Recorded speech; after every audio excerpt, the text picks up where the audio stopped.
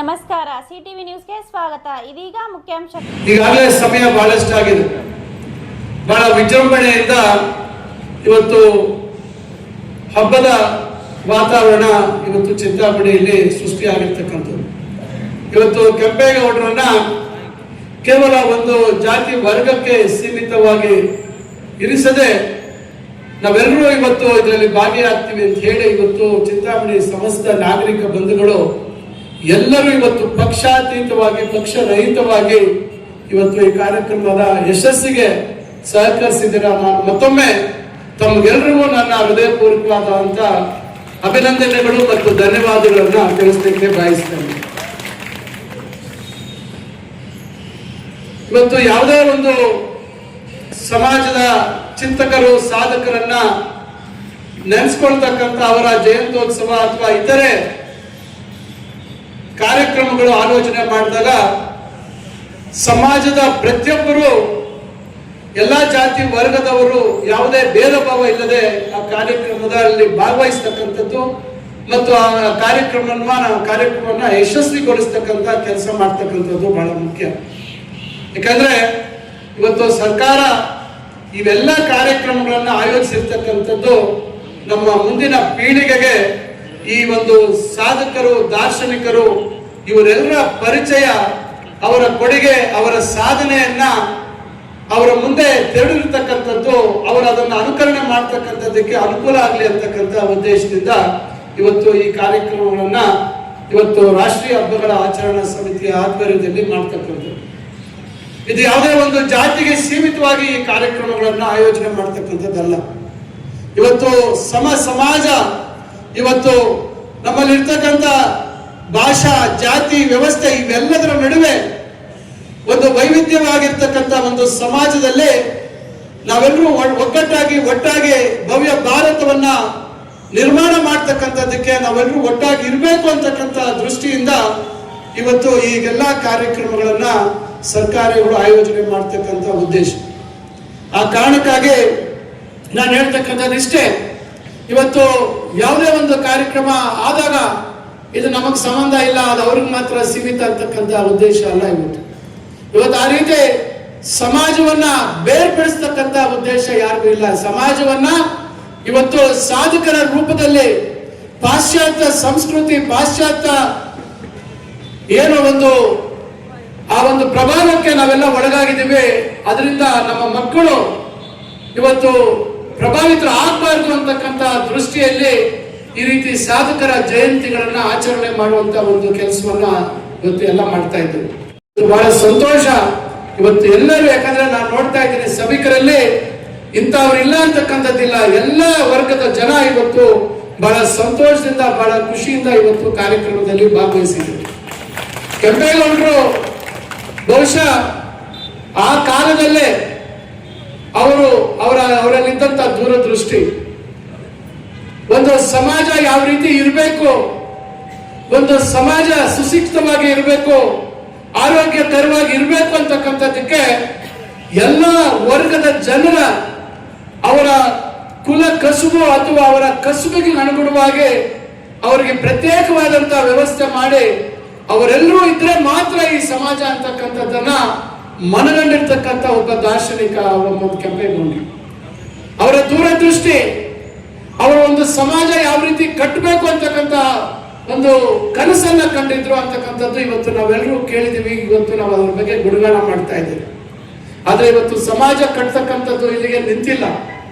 ನಿರಂತರವಾಗಿ ಇವತ್ತು ಸಮಾಜವನ್ನ ಹೊಡಿತಕ್ಕಂಥ ಶಕ್ತಿಗಳು ಇವತ್ತು ಬಹಳಷ್ಟು ಇದ್ರು ಸಹ ಇವತ್ತು ಸಮಾಜ ಇವತ್ತು ಬಹಳಷ್ಟು ಪರಿವರ್ತನೆ, ಬಹಳಷ್ಟು ನಾಗರಿಕತೆ, ಇವೆಲ್ಲದರ ನಡುವೆ ನಾವು ಒಂದು ಸುಂದರವಾದಂತಹ ಸಮಾಜವನ್ನ ಕಟ್ತಕ್ಕಂಥ ಜವಾಬ್ದಾರಿ ನಾವು ನೀವು ಎಲ್ಲರೂ ಮಾಡಬೇಕಾಗಿರ್ತಕ್ಕಂಥದ್ದು ಬಹಳ ಮುಖ್ಯವಾಗಿರ್ತಕ್ಕಂಥ ವಿಚಾರ. ಅದರಿಂದ ಇವೆಲ್ಲ ಒಂದು ಪ್ರಜಾಪ್ರಭುತ್ವದ ವ್ಯವಸ್ಥೆಯಲ್ಲಿ ಬಾಬಾ ಸಾಹೇಬ್ ಅಂಬೇಡ್ಕರ್ ಅವರು ಕೊಟ್ಟಿರ್ತಕ್ಕಂಥ ಒಂದು ಸಂವಿಧಾನದಡಿಯಲ್ಲಿ ಇವತ್ತು ನಾವು ಕೆಂಪೇಗೌಡರು ಹಾಕೊಟ್ಟಿರ್ತಕ್ಕಂಥ ದಾರಿ, ಆ ದಾರಿಯನ್ನ ಅನುಕರಣೆ ಮಾಡಿಕೊಂಡು ನಾವು ಇವತ್ತು ಈ ಕಾಲಕ್ಕೆ ಏನು ಸಮಾಜ ನಿರ್ಮಾಣ ಆಗ್ಬೇಕು, ಯಾವ ರೀತಿ ನಮ್ಮ ಮಕ್ಕಳ ಭವಿಷ್ಯತ್ತು ಉಜ್ವಲ ಆಗ್ಬೇಕು, ಅವರು ಯಾವ ರೀತಿ ಸ್ವಂತ ಕಾಲಿನ ಮೇಲೆ ನಿಲ್ತಕ್ಕಂಥದ್ದಕ್ಕೆ ನಾವು ಏನು ಕೊಡುಗೆಗಳನ್ನು ಕೊಡಬೇಕು, ಇವತ್ತು ನಮ್ಮ ಸಮಾಜದಲ್ಲಿ ಆರ್ಥಿಕ ಶೈಕ್ಷಣಿಕವಾಗಿ ಅವರನ್ನ ಯಾವ ರೀತಿ ನಾವು ಬಲಗೊಳಿಸಬೇಕು ಅಂತಕ್ಕಂಥದ್ದು ಇವತ್ತು ನಾವೆಲ್ಲರೂ ಕೆಂಪೇಗೌಡರಿಂದ ಕಲಿತಕ್ಕಂಥದ್ದು ಬಹಳಷ್ಟಿದೆ. ಅದರಿಂದ ಇವತ್ತು ನಾನು ಹೆಚ್ಚಾಗಿ ತಮ್ಮ ಸಮಯ ತೆಗೆದುಕೊಳ್ಳೋದಿಲ್ಲ. ಸುಮಾರು 130ಕ್ಕಿಂತ ಹೆಚ್ಚು ಜನ ಪ್ರತಿಭಾನ್ವಿತ ವಿದ್ಯಾರ್ಥಿನಿಯರಿಗೆ ಅವರಿಗೆ ಪ್ರತಿಭಾ ಪುರಸ್ಕಾರ ಕಾರ್ಯಕ್ರಮ ಇದೆ. ನಾನು ಕೇವಲ ಒಂದೆರಡು ವಿಚಾರಗಳನ್ನು ಮಾತ್ರ ಹೇಳ್ತೇನೆ. ಈಗ ಮಾನ್ಯ ನಮ್ಮ ಕೋನಪ್ರೆಡ್ಡಿ ಅವರು ವಿಚಾರಗಳು ಹೇಳಿದ್ರು. ಈಗ ಯಾರ್ಯಾರಿಗೆ ನಾವು ಯಾವಾಗ ಅವಕಾಶ ಬರ್ತದೆ ಅವತ್ತು ನಾವೆಲ್ಲ ಇವತ್ತು ಸಮಾಜದಲ್ಲಿ ಎಲ್ಲರಿಗೂ ನಾವು ಏನು ದಾರಿಯನ್ನ ತೋರಿಸ್ಲಿಕ್ಕೆ ಸಾಧ್ಯ ಆಗುತ್ತೆ ಆ ರೀತಿಯಾಗಿ ದಾರಿ ತೋರಿಸ್ತಕ್ಕಂಥ ಒಂದು ಪ್ರಾಮಾಣಿಕ ಪ್ರಯತ್ನವನ್ನು ನಾವು ಮಾಡ್ಬೇಕಾಗುತ್ತೆ. ಈಗ ಅವ್ರು ಕೇಳಿದಾರೆ ನಮ್ಗೆ ಜಾಗ ಕೊಡಿ ಅಂತ ಹೇಳಿ, ಅದರ ಪ್ರಯತ್ನ ನಾವು ಮಾಡ್ತಾ ಇದ್ದೀವಿ. ಜಾಗ ಕೊಡುವಂಥದ್ದಕ್ಕೂ ನಾವು ವ್ಯವಸ್ಥೆ ಮಾಡ್ತಾ ಇದ್ದೀವಿ. ವಿದ್ಯಾರ್ಥಿ ನಿಲಯ ರಾಜ್ಯ ಒಕ್ಕಲಿಗರ ಸಂಘದಿಂದ ವಿದ್ಯಾರ್ಥಿನಿಯರಿಗೆ ಕಟ್ಕೊಡ್ತೀವಿ ಅಂತಕ್ಕಂಥ ಮಾತು ಹೇಳಿದ್ದಾರೆ. ಅದಕ್ಕೂ ಕೂಡ ನಾವು ಅವರಿಗೆ ಸೂಕ್ತ ಸ್ಥಳವನ್ನು ಕೊಡುವಂತ ಒಂದು ಕೆಲಸವನ್ನು ನಾವು ಮಾಡ್ತಾ ಇದ್ದೇವೆ. ಇವತ್ತು ಸುಮಾರು 22-23 ಸಮಾಜಗಳಿಗೆ ನಾವು ಒಂದೇ ಕಡೆ ಇವತ್ತು ಅವರಿಗೆ ಜಾಗ ಶೈಕ್ಷಣಿಕ ಮತ್ತು ಶೈಕ್ಷಣಿಕ ಅಧ್ಯಯನ ಕೇಂದ್ರಗಳನ್ನ ಪ್ರಾರಂಭ ಮಾಡೋದಕ್ಕೆ ಸರ್ಕಾರದ ವಿವಿಧ ಇಲಾಖೆಗಳ ಹೆಸರಿಗೆ ಇವತ್ತು ಹಲವಾರು ಜಾತಿಗಳ ಒಂದು ಹೆಸರಿನಲ್ಲೇ ಇವತ್ತು ನಾವು ಅದನ್ನ ನಿಗದಿ ಮಾಡಿದ್ದೇವೆ.